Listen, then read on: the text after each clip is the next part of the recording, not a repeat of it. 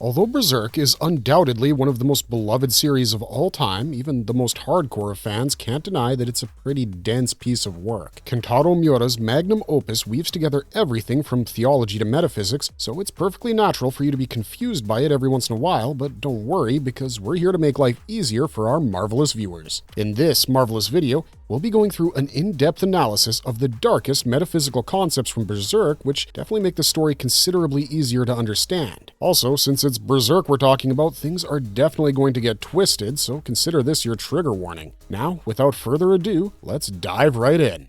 The God Hand.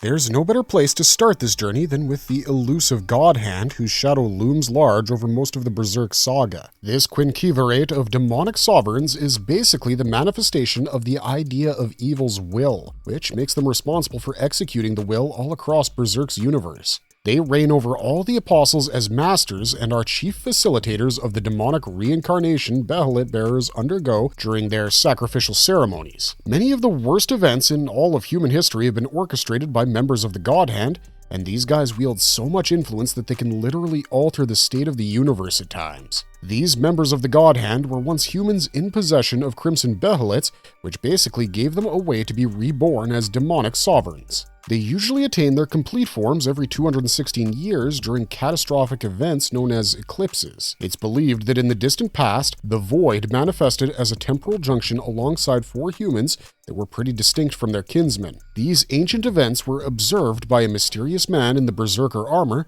whose identity is still unknown. Though the fate of the 4 humans was lost throughout the centuries, Void remained and continued to recruit apostles and future members of the God Hand throughout the centuries.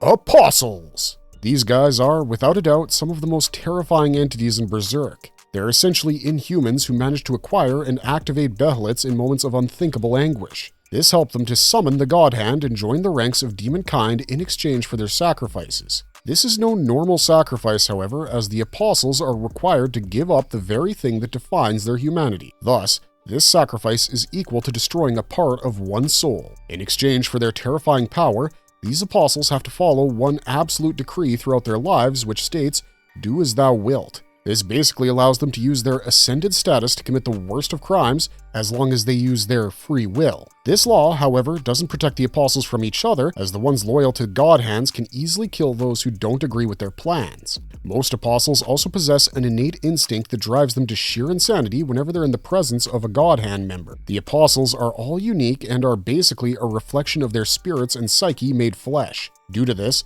the apostles' appearance varies greatly and can resemble everything from gruesome visions of animals to hellish monstrosities that the human mind can barely comprehend. These beings usually have some sort of extraordinary obsession and are thus defined by their lack of empathy and thirst for violence. As a result of the transformation, most apostles have far greater strength and speed than that of an average human, even in their normal form. Upon attaining their final forms, the apostles become even more powerful and can easily decimate multiple opponents with ease.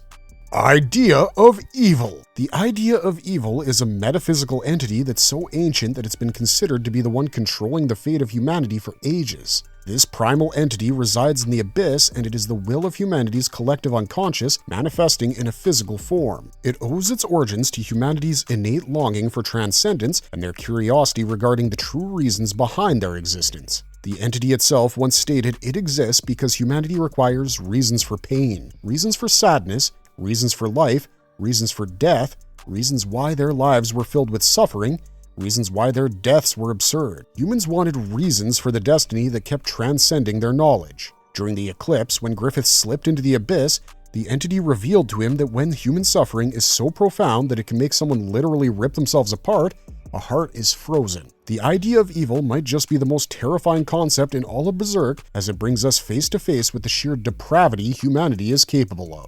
Eclipse! The eclipse is notable for being one of the worst events in all of Berserk's history, especially when it comes to Guts and Griffith's relationship. However, this sacrificial event has far-reaching consequences for all of Berserk's universe, as it signifies the birth of a new member of the God Hand. The eclipse occurs once every 216 years and allows people in possession of the Crimson Behelit to ascend to terrifying power. But to initiate the eclipse, these individuals must first experience profound and inescapable despair. Upon reaching this point, the owner can activate their Behelit and cause an interdimensional space to manifest. The users are then offered the horrifying choice of sacrificing the thing that's most precious to them. In exchange, they receive perpetual kinship with the God Hand as a demon. The conductors of this event will usually compel the user to realize their decision through the utterance of two simple words: I sacrifice. The sacrificial offerings are then branded automatically with the brand of sacrifice. In Griffith's case, he chose to sacrifice all of his comrades in the Band of the Hawk to be reborn as Femto. After triggering the transformation,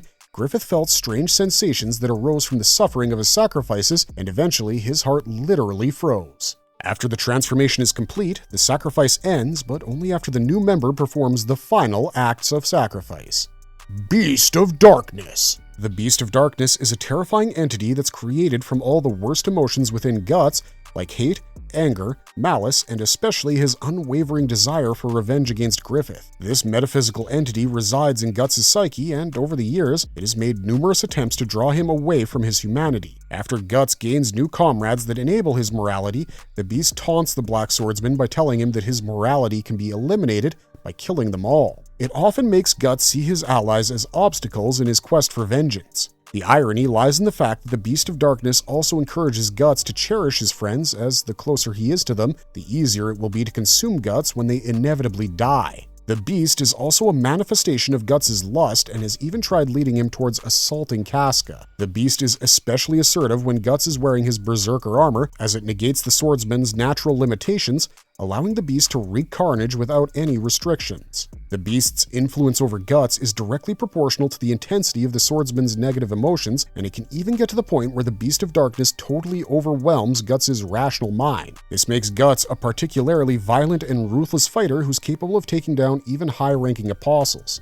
Moreover, the ode emitted by the Berserker armor and the Beast's influence increases in intensity with the activity of the fetish. One way to control this entity is through Shirkei's magic, but even that is totally dependent on Guts' willpower. The entity can also be disrupted by the Moonlight Boy, who can make way for the restoration of Guts' mental state. Despite this, the Beast of Darkness can never be driven out permanently, and no manner of restraint will subdue it forever. Causality. Though the world of Berserk can be completely devoid of logic and rationality at times, the law of causality is the one rule that governs this strange universe. It's not a sentient being like the members of the God Hand, but rather a fantastical concept that has no moral alignment. It's a neutral governing force that is considered to be Berserk's own version of the physical laws that govern our mortal world. It's wielded by this universe's iteration of God alongside destiny to decide humanity's ultimate fate. Needless to say, the laws of causality lie far beyond a typical human's comprehension. Astral World. The Astral World is a fundamental realm of this universe and creates reality when combined with the physical world and the ideal world. Also known as the afterlife or the netherworld, this is a realm from which ethereal beings emerge and is considered to be the world of spirits. It's home to creatures of legend and myth which reside on its surface layers. The deeper layers are even more terrifying as they're inhabited by profound forces of nature beyond human control. It's said that eons ago, humans could easily perceive and interact with the astral world. During this time, humans created numerous shrines to the astral entities they observed, but all of this was disrupted by the widespread propagation of the Holy See doctrine. Eventually, humans began to cling onto the rigid world and stopped believing in the ethereal. Over time, they became unable to perceive the spirits of the astral world. From the little knowledge we have about this mystical realm, we can tell that the astral world is split up into numerous layers. The first is the shallow layer, which often intermingles with the physical world. This is the layer from which the astral creatures take form in the world of man. Due to the shallow layer's close connection to the material plane, it derives its shape from the ethereal bodies present in the physical world. This layer is home to numerous beings like trolls, ogres, elves, and spirits. Next is Kliphof, which is a region of darkness within the astral world that has become home to spiritual creatures with an affinity for darkness. The divine domain is the layer that expands downward, and its landscape is pretty different from that of the Interstice. This layer in the depths of the astral world is home to entities that are so profound that they're considered to be gods. The final layer is the Abyss. Its surface is formed by the vortex of souls, and everything beyond this swirl of collective consciousness is considered to be hell. One can get to the astral world through two known paths, the Road of the Elves and the Road of the Dragons. The former is used to access the surface layers, while the latter penetrates into the deepest layers of the astral world. Great Wave of the Astral World. The Great Wave of the Astral World was a large-scale event that brought about the merger between the physical world and the astral world in the form of Fantasia. Due to this, humanity has been suffering from a constant influx of astral beings coming into the world of man. The only place safe from these creatures is Griffith's capital city of Falconia, which serves as a safe haven for humanity. The wave was created when the defeated apostle Ganishka descended into the man-made Behelit in an effort to transcend his apostlehood. Though this was Ganishka's attempt to be reincarnated a second time, it ended up transforming him into a gigantic eldritch abomination. When Griffith tried to reach out to Ganishka as Femto, he was ambushed by the Skull Knight, who attacked him with the Sword of Behelits. Femto anticipated this ambush, however, and used his spatial manipulation to redirect the astral tear created by the sword towards Ganishka. As a result of this, a large fissure opened up, which let an otherworldly surge wash over the physical world. This great wave led to the appearance of the World Tree in Ganishka's place and even brought the city of Falconia into existence. After this incident, astral creatures became common all across the world, and humanity was left with no option other than to flee to Falconia for refuge. Abyss! In Berserk's lore, the Abyss is considered to be the home and origin of the idea of evil. The surface of the Abyss is composed of an endless swirl of consciousness known as the Vortex of Souls. Puck once stated that the Abyss felt as if all the evil in the world were gathered in it. The idea of evil describes the Abyss as the place where the darkest sides of humanity would come to manifest. The spirits of the dead form an interconnected chain from the vortex that appears whenever an apostle dies. The first time we see this chain is after Wild's death, and Guts has another encounter with the chains when, after his battle with the Count, the chains attempt to take him due to his brand of sacrifice. People who make sacrifices to the God Hand are taken to the Abyss when they die, and it represents hell in Berserk's world. Falcon of Light! The Falcon of Light is a mysterious entity that appears several times over the course of the series. It's a luminous metaphysical manifestation that takes the form of a bird and appears in the minds of people to guide them to salvation. Griffith is actually renowned as the Falcon of Light incarnate, and we couldn't agree more. The first time we see the Falcon is when the King of Midland succumbs to his illness. He has a vision of the Falcon in his dream and even hears it bears Griffith's visage. The Falcon of Light also appears before Zod in vision and even manages to wound him metaphysically. The Falcon of Light was also seen by the Pontiff of the Holy See. It also appears before other minor characters like Foss's daughter Elise, and Erica even speaks of a rumor that a hero known as the Falcon protects people from monsters in the capital city. Fantasia! Fantasia is a term that refers to the merged state in which Berserk's world exists following the Great Wave of the Astral World. In this state, there's a great overlap between the physical and astral world, which causes many astral creatures to cross over to the realm of humanity. These creatures mostly prey upon humans and are one of the greatest threats faced by mankind. Due to the emergence of Fantasia, many humans have been driven away from their homes towards Griffith's capital, Falconia, which remains the sole haven for humanity. Fantasia is known to be an ancient recurrence and isn't a new phenomenon by any means. It's said that many eons ago, when the world was still incredibly chaotic, almost all the physical and astral worlds were one. If this legend is true, then Fantasia marks a return to that primitive state. Forest of Spirit Trees. The Forest of the Spirit Tree is a term that refers to the lands in the Interstice where one can find large spirit trees. These trees are incredibly magical and have their roots deep within the World Tree. These spirit trees perform a very important function by absorbing the power from the World Tree. This prevents the World Tree from expanding into the physical world. One of the first spirit trees we saw in the series was the Mansion of the Spirit Tree, which was inhabited by the late witch Flora. Upon gaining power, Griffith ordered the systematic eradication of these forests, as well as the spirit trees. These actions were instrumental in bringing about the Great Wave of the Astral World and the expansion of the World Tree. Ideal World. The ideal world is a fundamental realm, just like the physical and astral world. Interestingly, it's based upon Plato's theory of form, which states that a heavenly realm exists that consists of pure ideas that are perfect and immutable. Incarnation Ceremony. The Incarnation Ceremony is another sacrificial event that imitates the Eclipse but remains distinctly different. The ceremony occurs every millennium and is designed to provide someone from the divine domain with a completely physical body. This occurs when the concentration of negative human thought crosses a critical threshold. This concentration or force field is called a festival and is a work of divine origin. Interstice. The interstice is the name given to the shallowest layer of the astral world, which is most likely to intermingle with our physical world. This is the place that is inhabited by the dead who do not realize their death or linger behind due to regret. There are also other astral beings that reside in this plane, and they often cross into the mortal world. Some humans, especially sorcerers and witches, can find footing in the Interstice and can even interact with the beings living there. Other than magicians, people with the brand of sacrifice like Casca and Griffith can also find a place inside the Interstice. Skull Knight, the mysterious self-proclaimed foe of humans, also hails from this realm. Over the years, we've seen various kinds of Interstice all across Berserk's world. Some well-known examples are the temporal junction points created by the Behelits, forests of spirit trees, a cave near Enoch Village where the Apostle Slan established her nightmarish realm Kliphof, and the island of Skellig. When Griffith's incarnation triggered the overlap of the astral and physical planes with Indica, people began perceiving non-group magic. This was taken to an even greater extent with the coming of Fantasia, which is essentially a global interstice brought about by the great wave of the Astral World.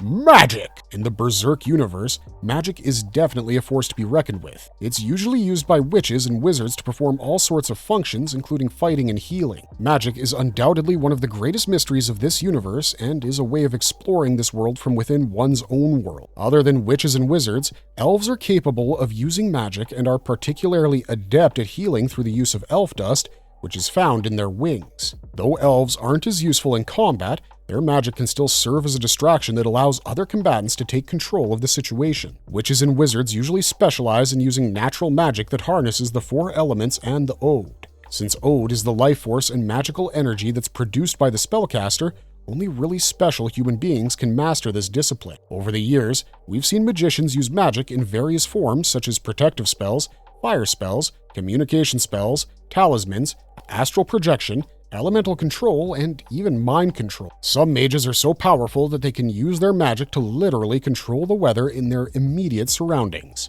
Another brand of magic popular in the Berserk universe is known as Kushan magic. This system of magic is considered much darker than that used by witches and wizards, and we've seen Kushan magicians use their style of magic to possess souls, control creatures, levitate, communicate, create shields, control water, and summon ungodly creatures like the Kundalini. Ode, or spiritual magnetism, is the name given to the life force that's present in all living creatures. Ode is basically Berserk's version of the Force, and Ode manipulation is essential for performing magic, especially powerful techniques. Astral bodies that exhibit an affinity towards Ode usually gather together in order to give rise to special regions. These regions, like Kliphof, are shaped into their odic affinities and may contain astral creatures within them. Ode can also be imbued into objects, as is the case with the Berserker armor. One of the most powerful users of Ode in the entire series is Femto, whose mastery is so profound that it completely engulfs him. Due to this, Shirke believes Griffith to be a storm of terrible power, but, well, we already knew that, didn't we? Physical world! The physical world is the mortal plane, which is the most fundamental realm in the Berserk universe. This refers to the world of men or Earth where things are considered normal. Many eons ago, the physical and astral worlds were already one, but as man stopped believing in astral deities, according to the decrees of the Holy See, the two worlds grew apart. Though there are still some points of connection between the physical and astral planes, known as interstices, they were pretty much separated at the beginning of Berserk's story. However, after the great wave of the astral world engulfed the universe, the layers overlapped on a global extent and gave birth to Fantasia. Despite this, the physical world remains the center of some of the most important events in the series. The mainland is known as the continent, and its westernmost part is governed by the Holy See. The east of the continent is ruled by the Kushan Empire, which has been fighting against the Holy See for ages. Much of the physical world remains unknown to the inhabitants of the continent and is clocked by raging seas. Some of the territories we've come to know over the years are the Tudor Empire, the Kingdom of Baldin, the Duchies of Morgar, Wallatorium Randall Commonwealth, Ys, Barju, Kushan, and Skellig. Prophecy of the Falcon! The Prophecy of the Falcon is a verse that can be found in the ancient scriptures of the Holy See, which goes like this. The revelations say that when the sun dies 5 times, a red lake will appear to the west of the city with a name both new and old. It is proof that the 5th angel will alight. The angel is the Falcon of Darkness, the master of the sinful black sheep, the king of the blind white sheep, the one who shall call upon the world an age of darkness. This verse clearly predicts Griffith's reincarnation and subsequent ascendance, but let's go over it line by line. The first line tells us the location where the fifth eclipse was to take place, which is a small field west of Wyndham, where the lake becomes tainted red with the blood of the Band of the Falcon. The 3 lines following this are dedicated to the events following Griffith's rebirth as Femto. The final part predicts the culmination of Femto's preeminence that would bring about the great wave of the Astral World, which would then bring the Astral World into the physical world. Pseudo-Apostle. Pseudo-Apostle is a term that's dedicated to humans that have been transformed by apostles into demonic spawn. These apostles usually have an appearance that reflects their creator both mentally and physically. They tend to revert back to their human form when slain. One of the first pseudo-apostles to appear over the course of the series is Zondark. He was transformed by the Count, who forced his general to ingest a slug-like daemon to get his vengeance on Guts. Since the slug was basically an extension of the Count himself, the real apostle can see and speak through his pseudo-apostle. Then there were the spawns created by Rosine, who were children that were turned into her interpretation of elves. Rosine was also capable of turning adult men into giant insectoid monsters who would serve as protectors of the Misty Valley. The apostle, known as the Egg of the Perfect World, can also create pseudo-apostles by using his tendrils to inject power into his subject. Though the egg is physically weak, his pseudos contain considerable power, making him a genuine threat in battle. Ganishka also created numerous pseudos after he transcended apostlehood as a reincarnation of a reincarnation. The corpses he crushed beneath his giant feet in this gigantic form mutated into multi-tentacled creatures that resembled the Emperor's face. Sacrificial Ceremony. The Sacrificial Ceremony refers to the event that is designed to initiate the demonic transformation of an honoree. The candidate is usually someone in possession of a Behelit and demands a sacrifice in return. In all of history, there have been 3 known types of sacrificial ceremony. The first 2 ceremonies are those that give birth to an apostle or a god hand. The third type of ceremony is an Incarnation Ceremony that occurs once every 1,000 years and brings about the manifestation of a divine being on the physical plane in mortal flesh. Temporal Junction Point. A temporal junction point usually marks the convergence of numerous threads of causality at a single point. This is a momentous event where the plans of the God Hand may be disrupted in completely unpredictable ways. The character that's most known for exploiting these temporal points is the Skull Knight, who uses them to gain advantage over the God Hand. Timeline. The timeline of Berserk is usually split up into 3 eras: before the birth of Guts, before the Eclipse, and the Age of Darkness. Universe. In Berserk, the term universe refers to a macrocosmic trinity that is composed of the fundamental realms of existence: the physical, the astral, and the ideal. The great wave of the astral world actually disrupted the distinction between these 3 planes by returning the world to an ancient state where there was global overlap between the physical and astral planes. This new intermingled realm is known as Fantasia. World Tree. This helix-shaped tree was formed when Femto used the Sword of Behelits to split Ganishka's twice reincarnated form that had managed to transcend apostlehood. Ganishka had transformed into a gigantic nightmare and was replaced by the tree when slain. Since then, the World Tree has served as the epicenter of Fantasia, which unites the physical and astral worlds. Griffith's capital city of Falconia is also situated at the tree's base. Gedfring, the Archmage, has revealed that the tree is essentially a massive fissure that pierces deep through both the astral and physical realms. Before its full emergence, the tree's growth was suppressed by spirit trees of the Interstice, but these trees were systematically destroyed by Griffith's forces. Thus, the World Tree has managed to grow uncontrollably like it did back in the chaotic ancient era. The tree is an extremely powerful entity that can completely reshape all of reality in the world of Berserk. Marvelous verdict! Well, we're finally at the end of this extremely long list, and we hope that it's made things easier for you.